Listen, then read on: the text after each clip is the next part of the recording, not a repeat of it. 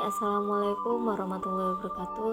Perkenalkan, nama saya Suci Amelia dengan NIM 20254640514. Dosen pembimbing Dr. Randos Jean Amore, Magister Pendidikan kelas 1B.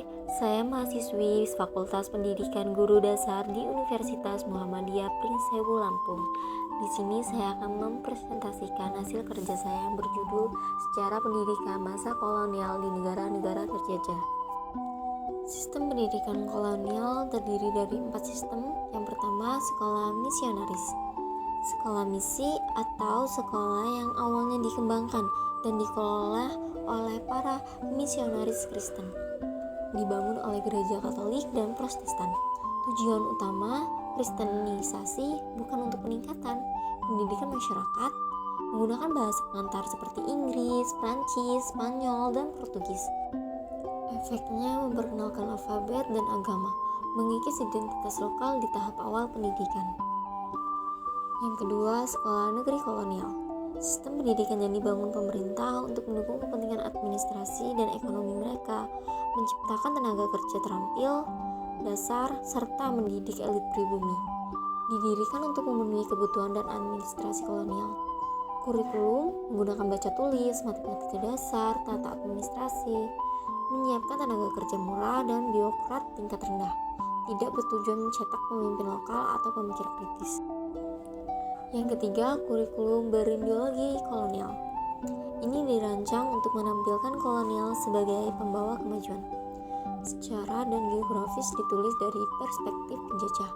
Pengetahuan lokal dihapuskan atau dianggap inferior. Pendidikan tinggi hanya untuk elit tertentu. Bahasa kolonial menjadi bahasa resmi sekolah dan menjadi alat dominasi budaya. Nah, yang keempat, regulasi dan pembatasan. Ini dirancang untuk memaksimalkan eksploitasi ekonomi, sumber daya alam, dan tenaga kerja, serta untuk menegakkan kontrol politik dan stratifikasi yang menguntungkan penjajah. Bahasa lokal, bahasa kolonial dijadikan bahasa resmi sekolah. Bahasa lokal dibatasi dan dianggap kurang bernilai. Tujuan utamanya mempermudah kontrol kolonial dan membentuk ketergantungan budaya. Efeknya, hilangnya fungsi bahasa lokal dan munculnya kesenjangan sosial. Dampak awal sistem pendidikan kolonial. Ada 2 dampak, yaitu dampak positif, terbatas, meningkatnya kemampuan baca tulis, pengenalan pada teknologi modern.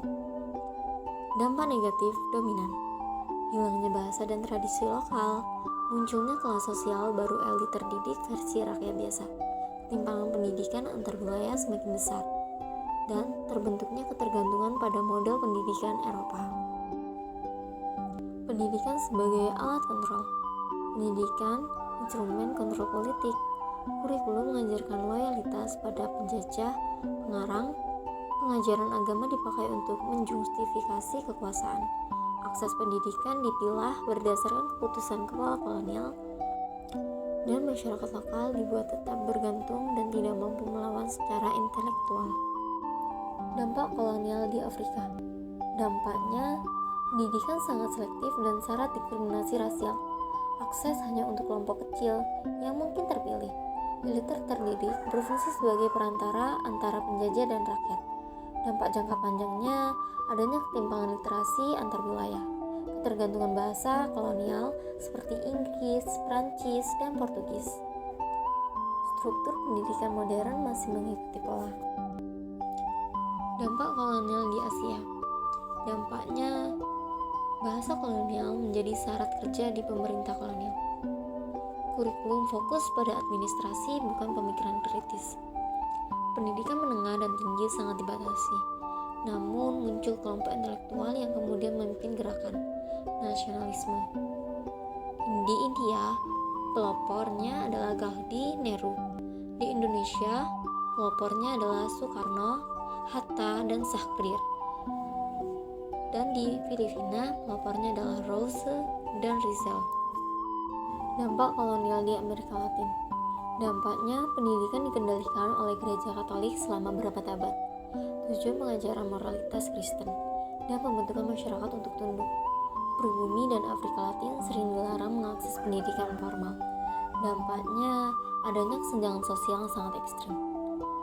Literasi pribumi rendah selama periode kolonial, tidak ketidakstabilan politik pasca kemerdekaan karena perbedaan pendidikan antar kelas. Baik, masuk ke bagian kesimpulan. Pendidikan pada masa kolonial tidak dirancang untuk memajukan masyarakat lokal, tetapi untuk memperkuat kekuasaan penjajah. Temanya dibangun melalui sekolah misionaris, sekolah pemerintah kolonial, kurikulum berideologi kolonial, dan pembatasan bahasa lokal. Penjajah hanya memberi pendidikan dasar agar masyarakat dapat bekerja sebagai buruh murah atau pegawai rendahan. Sementara pendidikan tinggi dibatasi untuk mencegah munculnya pemimpin lokal. Kurikulum menanamkan nilai sejarah dan bahasa penjajahan, sambil merendahkan pengetahuan serta budaya lokal. Dampaknya, muncul terdidik yang menjadi perantara kolonial, senjangan sosial yang tajam, serta hilangnya identitas dan bahasa daerah negara-negara di Afrika, Asia, dan Amerika Latin, hingga kini masih mewarisi ketimpangan pendidikan. Akibat sistem kolonial tersebut secara keseluruhan, pendidikan kolonial membawa sedikit manfaat, tapi meningkatkan dampak negatif yang luas, sehingga budaya, struktur, sosial, dan perkembangan pendidikan modern. Saran untuk masa kini, perlu penulisan ulang sejarah pendidikan yang adil, inklusif, dan berbasis perspektif lokal. Reformasi pendidikan harus mengakui nilai bahasa dan budaya daerah. Negara pasca kolonial harus memperluas akses pendidikan berkualitas secara merata. Penelitian lebih lanjut diperlukan terkait dampak psikologi dan identitas budaya pasca kolonial.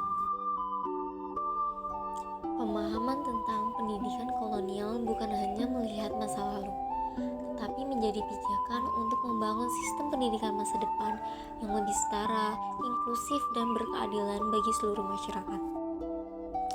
Baik, jika ada yang ingin ditanyakan, kalian bisa langsung tanyakan di kolom komentar ya. Semoga apa yang saya jelaskan tadi bisa bermanfaat. Sekian dari saya dan terima kasih. Wassalamualaikum warahmatullahi wabarakatuh. See you next time guys.